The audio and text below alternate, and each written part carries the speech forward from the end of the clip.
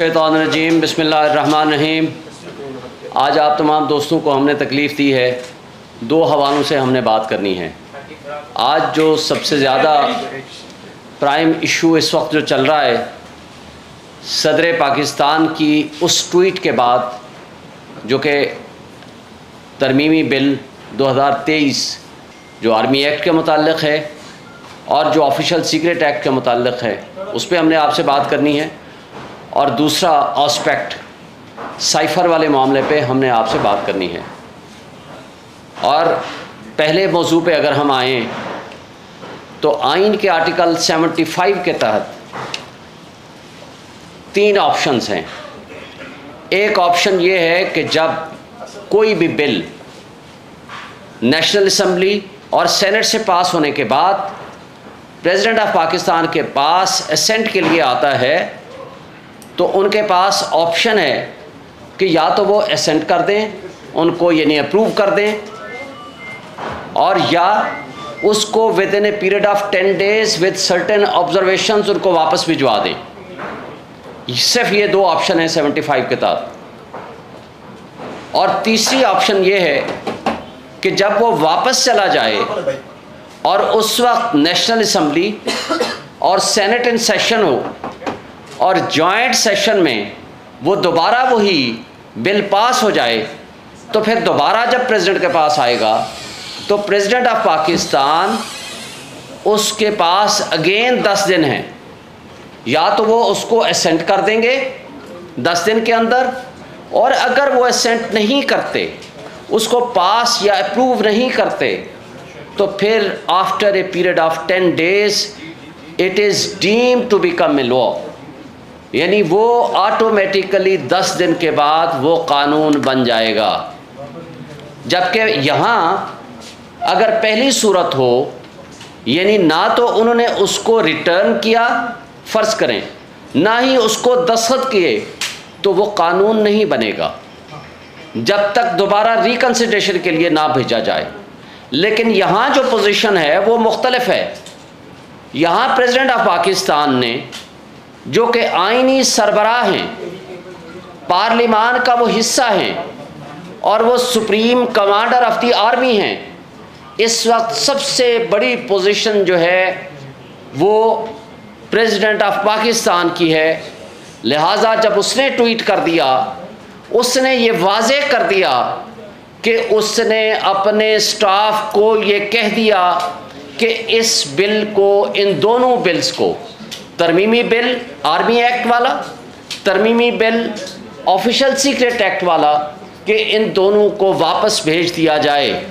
और न सिर्फ वापस भेजने का कहा एक दफ़ा, बल्कि टाइम एंड अगेन उनसे पूछा, और उनका स्टाफ उनको बताता है कि हाँ जी, हमने कंप्लाई विद कर दिया आपके ऑर्डर को।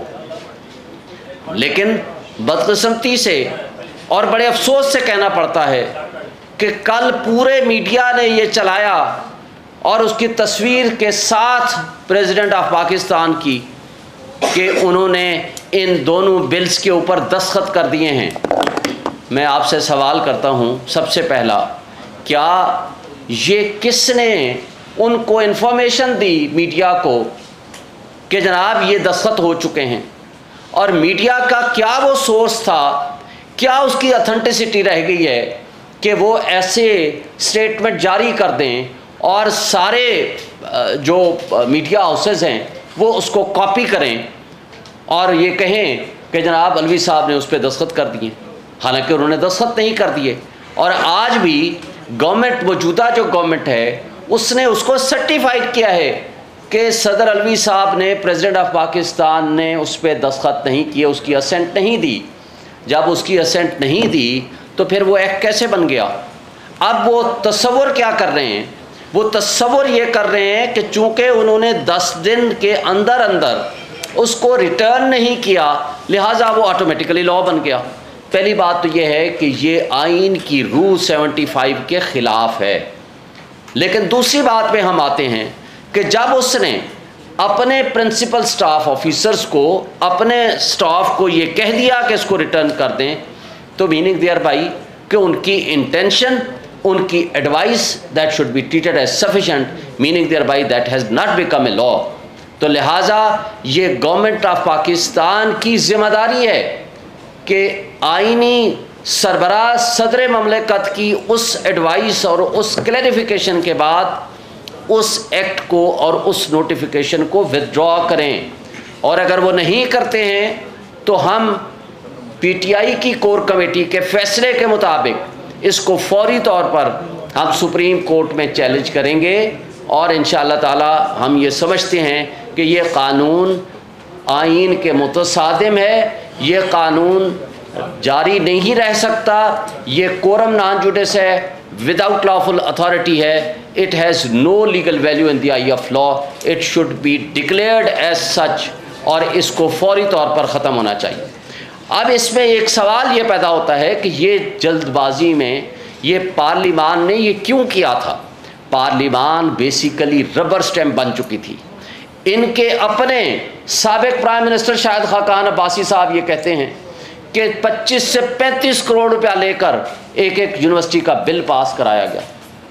तो क्या इसके ऊपर उनके खिलाफ तहकीकात नहीं होनी चाहिए?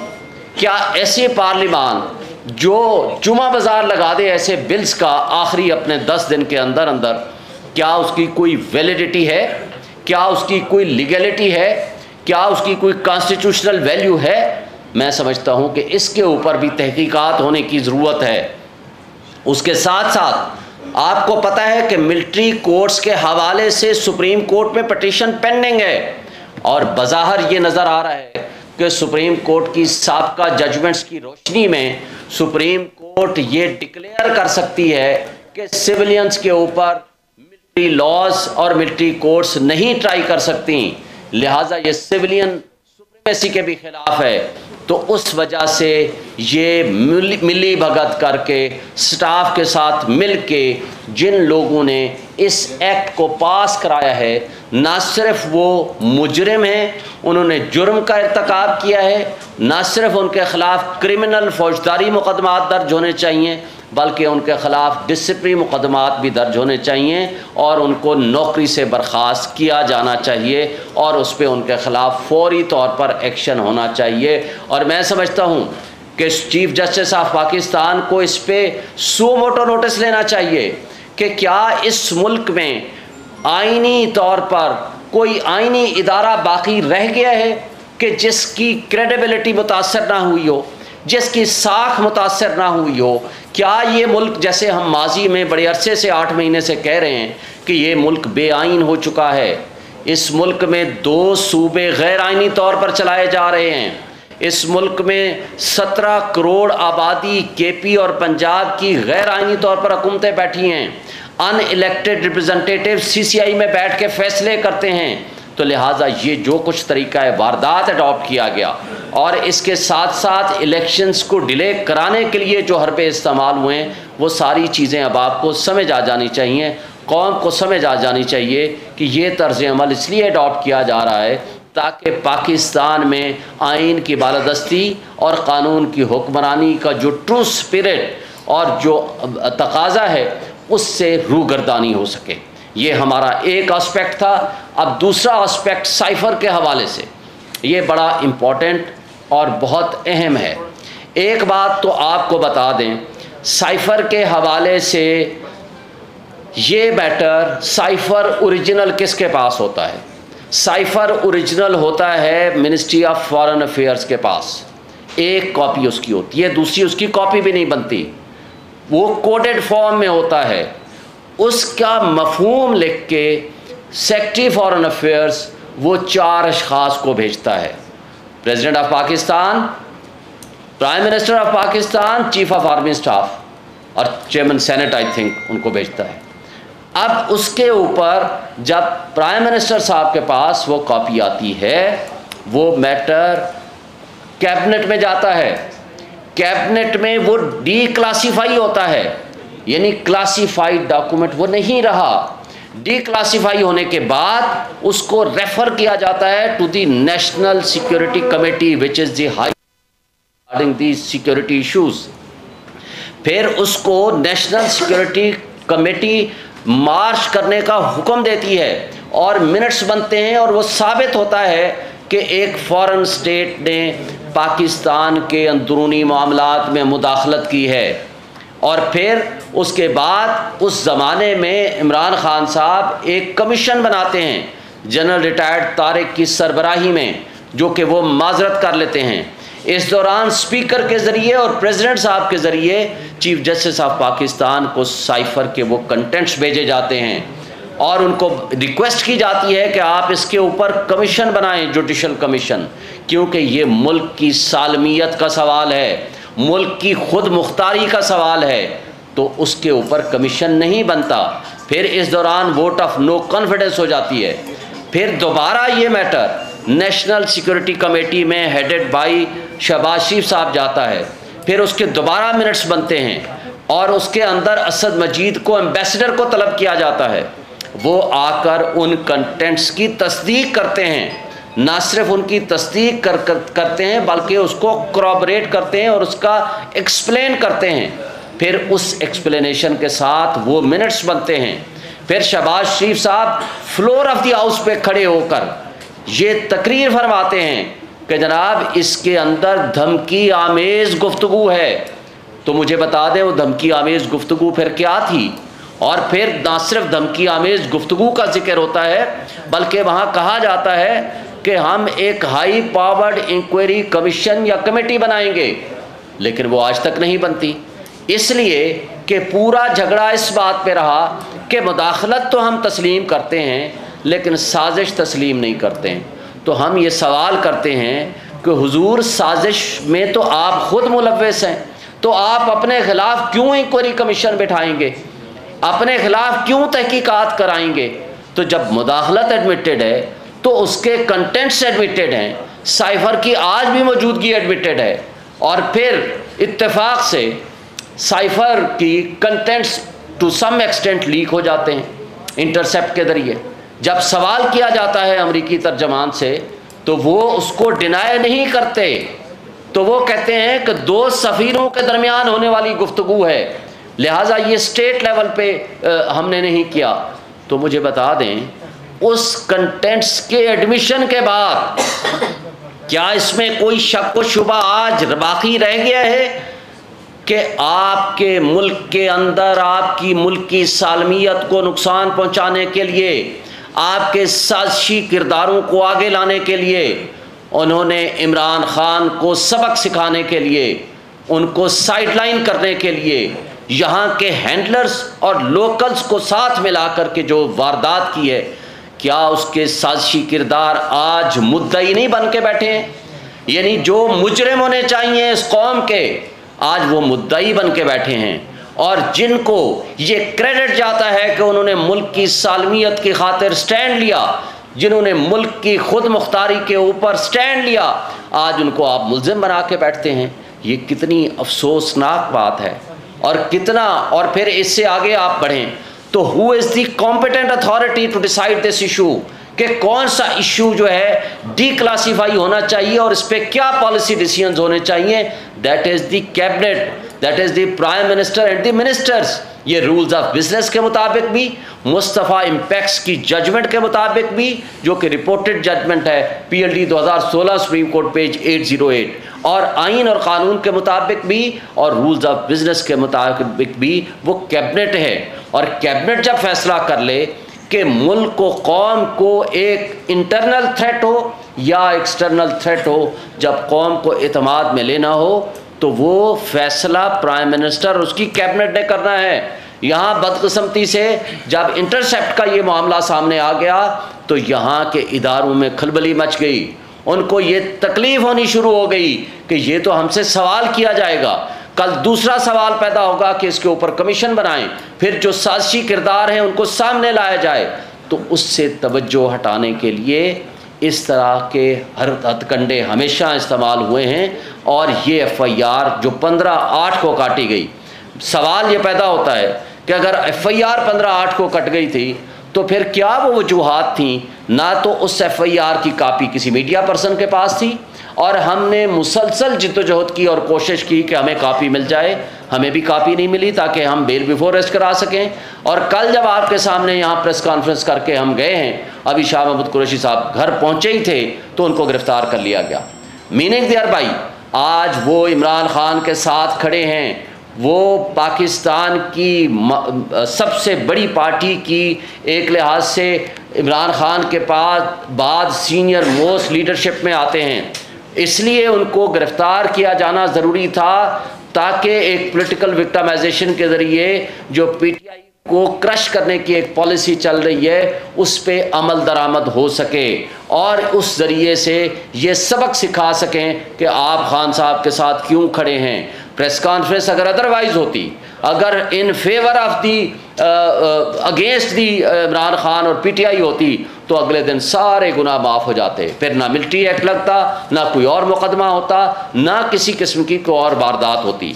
और फिर ये जो आर्मी एक्ट वाला मामला है, आपको पता है कि चूँकि वहाँ आर्मी एक्ट के हवाले से केस चल रहा है और ये इसलिए भी ये कराना ज़रूरी था कि वहाँ सिविलियंस के ऊपर मिलिट्री ट्रायल नहीं हो सकता, इस वजह से भी by force and by malafide intention इस एक्ट को पास कराया गया कि ताकि जो लेकुना है उसको फिल इन किया जा सके। और इसके साथ साथ मैं आपसे एक गुजारिश करूँगा कि हमारे मीडिया वाले दोस्त और हमारे सोशल मीडिया वाले और सारे हक सच बताएं, लोगों को वो हक और सच की तलकीन करें। और इसलिए कि जो आज आईनी हुकूक मुअत्तल हो चुके हैं हमारे पाकिस्तानियों के, जिस तरह का तर्ज अमल पीटीआई के साथ और पीटीआई के वर्कर के साथ किया जा रहा है, ये बहुत बड़ा जुल्म है, ज़्यादती है और इस पे आप सबका फ़र्ज़ है कि आवाज़ उठाएं। Thank you. बिस्मिल्लाहिर्रहमानिर्रहीम। 2 मिनट बस, सवाल बाद में लेते हैं आपसे। सदर पाकिस्तान जो होता है वो रियासत का सरबराह होता है। जिस तरह आपको पता कि उन्होंने ट्वीट के ज़रिए तरदीद कर दी कि जो दोनों बिल मैंने अपने जो अमला है उनको बाकायदा कहा कि ये जो दोनों बिल हैं ये वापस भेज दें, जिनके ऊपर दस्तखत नहीं हुए वो वापस भेज दिए जाएं। और उनकी तरफ से ये कहा गया, जो कि उनकी ट्वीट के अंदर है, कि मुझे अमले ने ये कहा कि हमने वो वापस कर दिए हैं, जो कि एक्चुअली उनके पास ही थे, उन्होंने नहीं किए, मेरे साथ झूठ बोला गया, मेरे हुक्म की तामील नहीं की गई और बाद में आज यानी कि कल आकर उनके ऊपर ख़ुद से ही साइन करके उन्हें पास कर दिया गया। इन दोनों बिल्स की कोई कानूनी हैसियत नहीं है। जैसा कि शुएब साहब ने फरमाया कि आइन का आर्टिकल 75 जो है वो वाज़ह है कि जब दोनों जो सेनेट और नेशनल असम्बली है वो किसी बिल को भेजती है सदर के पास, तो सदर के पास इख्तियार है कि वो वापस भेजें या उसे वेट करें। अब इसके ऊपर क्या हुआ कि उन्होंने जब कह दिया कि वापस भेज दिया जाए तो वो वापस जो है नहीं भेजा गया और उसके ऊपर जो है वो फैब्रिकेटेड तरीके से साइन कर दिए गए। जब वो बिल वापस आता है, अगर सदर साहब भेजते हैं जिसमें वो कहते हैं जी कि इसको रिकन्सिडर किया जाए या इसके अंदर ये अमेंडमेंट्स हैं ये की जाएं, उसके बाद दोबारा अगर पार्लियामेंट सदर को दोबारा वही बिल भेजती है पास करके, तो फिर उनके पास 10 दिन का टाइम है कि वो उसके ऊपर दस्तखत करते हैं या नहीं करते। अगर 10 दिन के अंदर वो उसको पास नहीं करते तो वो एक्ट ऑफ पार्लियामेंट बन जाता है। तो पहले प्रोसेस के अंदर ही पहला प्रोसेस जो किया गया कि बिल भिजवाए गए और उनके ऊपर बग़ैर उनकी तस्दीक के, बग़ैर उनकी वापसी के उनको पास करना ये बिल्कुल गैर कानूनी है। और जिन्होंने ये काम किया है उनके ख़िलाफ़ सुप्रीम कोर्ट में सो मोटो जो है वो सुप्रीम कोर्ट को लेना चाहिए और उनके ख़िलाफ़ कार्रवाई होनी चाहिए। उनके साथ डिसिप्लिनरी प्रोसीडिंग्स जो उनके ख़िलाफ़ होनी चाहिए और क्रिमिनल प्रोसीडिंग जैसा कि शुएब साहब ने फरमाया है वो होनी चाहिए। ये सारा काम किया क्यों जा रहा है? ये सारा काम इसलिए किया जा रहा है कि नैब के अंदर आपको पता है तरमीम की गई, FIA के अंदर, और एक दिन में 40 बिल पास किए गए, सिर्फ़ और सिर्फ इसलिए किए गए कि जितना पाकिस्तान तहरीक इंसाफ को या मुल्क को या अपने हक़ में जैसे कि केसेस ख़त्म करवाए गए और जैसा कि अपनी पार्टी को फ़ायदा लेने के लिए हर बंदा अपनी अपनी जंग में यहाँ पर लगा हुआ है। तो ये सारा प्रोसेस जो किया गया ये सारा सिर्फ़ और सिर्फ पॉलिटिकली विक्टिमाइज़ करने के लिए शाह साहब ने कल प्रेस कॉन्फ्रेंस की और उसके बाद उन्हें उठा लिया गया। इस FIR का हमें पता ही नहीं है। FIR जो दर्ज हुई वो हम मुसलसल कोशिश कर रहे थे कि FIR मिल जाए। खान साहब से जो इंक्वायरी कंडक्ट की गई, खान साहब ने जाकर अपना बयान दिया कि ओरिजिनल फॉर्म में जो साइफ़र होता है वो फ़ॉरेन ऑफिस में होता है और उसकी कॉपियाँ आगे जो आपको सारी तफसीलात बताई गई हैं और उसके ऊपर उन्होंने अपना बयान रिकॉर्ड करवा दी। उसके बावजूद दोबारा जेल में FIA की टीम गई, दोबारा वहाँ पर उनसे सवालात किए गए और कल फिर ये सारा प्रोसेस करके FIR दर्ज करके शाह साहब को पता ही नहीं है कि मेरे ऊपर FIR है और फ़ौरन उन्होंने उठा लिया गया। पता चला है जी कि रोल क्या है। रोल क्या है जी कि आपने जो साइफ़र था उसको जो सियासी जो है मकासद के लिए इस्तेमाल किया है, यानी कि सिर्फ़ और सिर्फ जो है उस चीज़ का जो मेन मकसद था उसको हटाने के लिए और सिर्फ इस केस के अंदर इन्वॉल्व करने के लिए ये सारा प्रोसेस किया गया है। अब इसके अंदर इंशाअल्लाह हम जो है वो कोर कमेटी ने जो डिसीजन दिया है उसके मुताबिक हम इसको चैलेंज भी करेंगे और जो लोग जिन्होंने ये सदर पाकिस्तान के साथ जो है वो फ्रॉड किया है उसके ऊपर हम इंशाअल्लाह कार्रवाई के लिए वो इस्तदा करेंगे। Thank you. कोई सवाल जी? PTI के जो मामलात थे फरागुदी देखती रही, असम्बली तब्दील करने का मामला था, खान साहब कहते हैं कि वो जनरल बाजवा ने कहा था।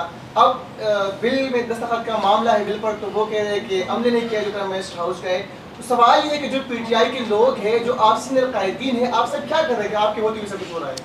देखें, पहली बात तो आपको एक बात वाज़ेह कर दूं कि जो असम्बली की डिसोल्यूशन थी, आपके सारे लीडरशिप तमाम पॉलिटिकल पार्टीज जो PTM की जमातों में शामिल थे, सब ने पब्लिक के सामने वादा किया कि आप असम्बली तोड़ें, अपनी 2 असम्बलियाँ और जनरल इलेक्शन ले लें। हम उनको छोड़ देते हैं क्योंकि वो तो झूठ बोलते हैं। वो कहते हैं हम तो हमेशा पब्लिक के सामने झूठ बोलते हैं। वो ये मानते हैं हमने तो ऐसे ही कहा था। हमने आइन को मद्देनज़र रखा। आइन के मुताबिक इलेक्शन 90 डेज़ में होने हैं, हर हाल में होने हैं। और हम सुप्रीम कोर्ट में गए पहले दिन से और सुप्रीम कोर्ट ने 1 नहीं 2 फैसले दिए हैं। हमें क्या पता था कि ये मुल्क बेआइन हो चुका है? हमें क्या पता था कि सुप्रीम कोर्ट यहाँ उनके फैसलों की एक सिविल जज के फैसले के बराबर भी हैसियत नहीं है। एक मुतासिब जज, एडिशनल डिस्ट्रिक्ट एंड सेशन जज फैसला अभी अनाउंस करता है, उसके 10 मिनट के अंदर जमान पार्क में पुलिस पहुँच जाती है, दरवाजे तोड़ दिए जाते हैं, उसको गिरफ्तार कर लिया जाता है। मुझे ये बता दें कि सुप्रीम कोर्ट के जो फैसले हैं उनकी कोई लीगल वैल्यू नहीं है और सुप्रीम कोर्ट भी पीछे हट जाती है। हम ये कहते हैं आज 3 दिन पहले फिर असम्बलियाँ क्यों डिज़ोल्व कर दी गई? ये तो कहते थे ना कि असम्बली डिज़ोल्व करना नहीं करना चाहिए, एक्सपायरी ऑफ द टर्म होनी चाहिए। तो फिर 3 दिन पहले डिज़ोल्व करना ये हलाल है और उससे पहले अगर किसी ने आइन और क़ानून के मुताबिक कोई कदम उठाया है तो वो हराम हो गया है। ये सारी चीज़ें हम आपको एक बात वाज़ेह कर देना चाहते हैं कि पाकिस्तान को इन्होंने जिस दलदल में PTM की फाशिस्ट जमातों ने पहुंचाया है, आज पाकिस्तान उससे ऊपर उठने के लिए आपको अगले 10 साल चाहिए। और मैं आपको बता दूं, इनके अपने आदाद व शुमार के मुताबिक 6.1% आपकी GDP थी इमरान खान साहब की ज़ेर क़यादत, और उसके बाद आज 0.3% है। उस वक्त $24 बिलियन के आपके रिजर्व थे, आज आपके पास $4 बिलियन के रिजर्व भी नहीं हैं। और उस वक्त 12% महंगाई थी, जो आपका पूरा मीडिया कहता था बहुत महंगाई है, मान लेते हैं बहुत महंगाई थी। आज आप 38% को क्रॉस कर गए हैं। 16 रुपये यूनिट बिजली का था, आज आपका 50 रुपये से ओवर एंड अबव चला गया है। आज आप ज़रा अपने घरों के बिजली के बिल देख के बताइएगा कि क्या आपने सीने पे हाथ रख के बताएं कि जो कुछ इन्होंने जुल्म किया है इस कौम के साथ, इस मुल्क के साथ जो खिलवाड़ किया है। आज आपके पेट्रोल की क्या पोजीशन है? पेट्रोल उस वक्त 150 रुपये था, 138 रुपये पे जब पहुंचा इन्होंने शोर मचाना शुरू कर दिया कि जनाब आपका तो इतनी महंगाई हो गई है, इतनी महंगाई हो गई है, और आज 300 रुपये पे पहुंच चुका है।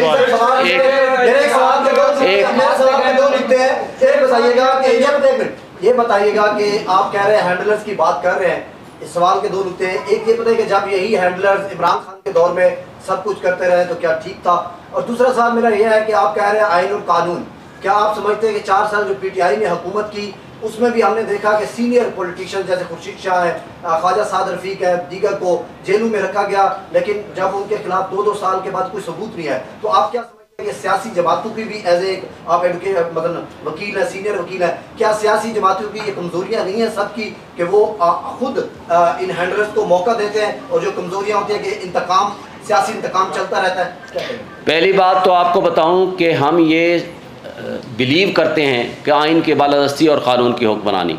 इमरान खान साहब ने किसी पुलिस ऑफिशियल को इस्तेमाल नहीं किया against any of the political leadership.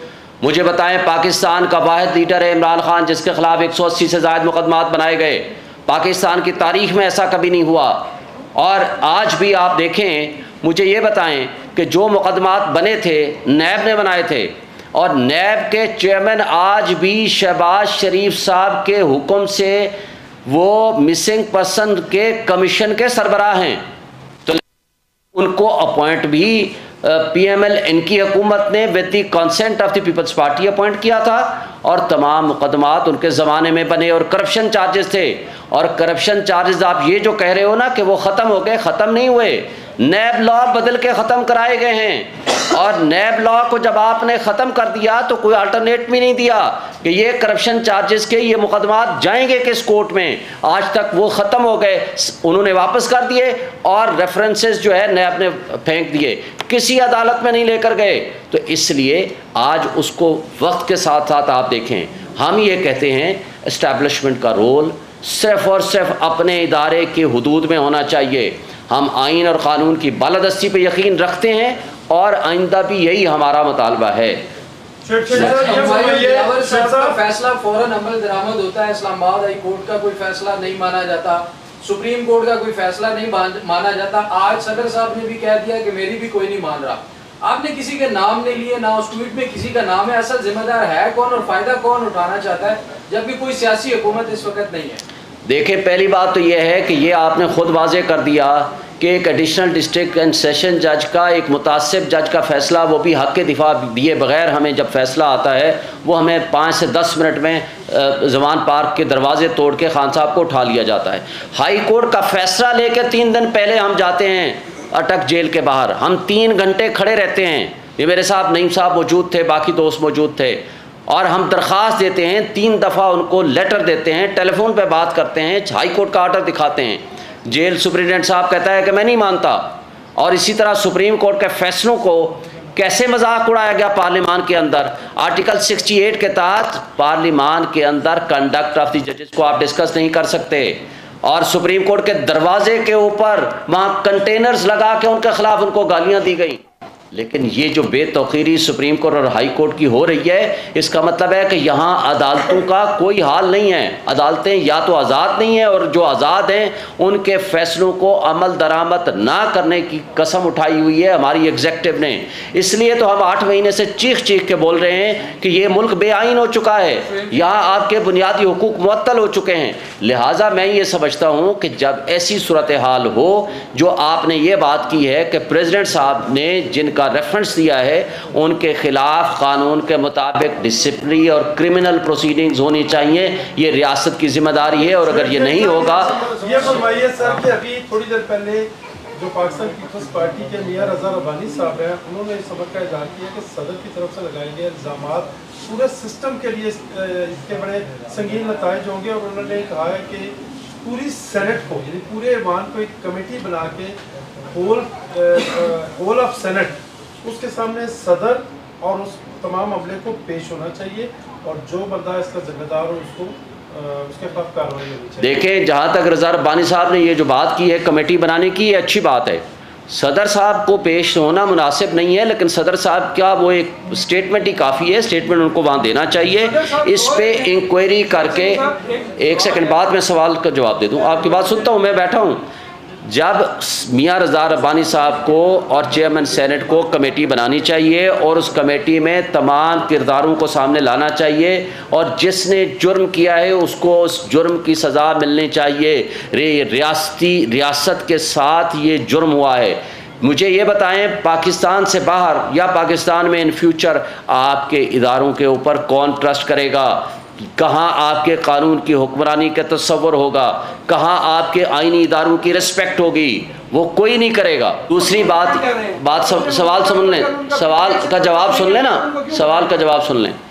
दूसरी बात मुझे ये बताएं कि सदर ममलिकत से मंसूब ये मन गढ़ंत ख़बर किस इदारे ने, किस मीडिया हाउस ने चलाई है, फिर उसको कॉपी बाकी लोगों ने किसने की है और क्यों की है, क्या उनके ख़िलाफ़ मुकदमात बनते हैं कि नहीं बनते, क्या उनको पैमरा को ये नोटिस नहीं लेना चाहिए कि किसने ये खबर गलत चलाई है, क्या ये डिसइंफॉर्मेशन और मिस इन्फॉर्मेशन में ये नहीं आता है, और जिसने ये चलाई है, कल ये सब कुछ क्यों नहीं हुआ, मैं उसी पे आ रहा हूँ, ये जो डिसइंफॉर्मेशन जिसने चलाई है ये उनके खिलाफ एक्शन होता है।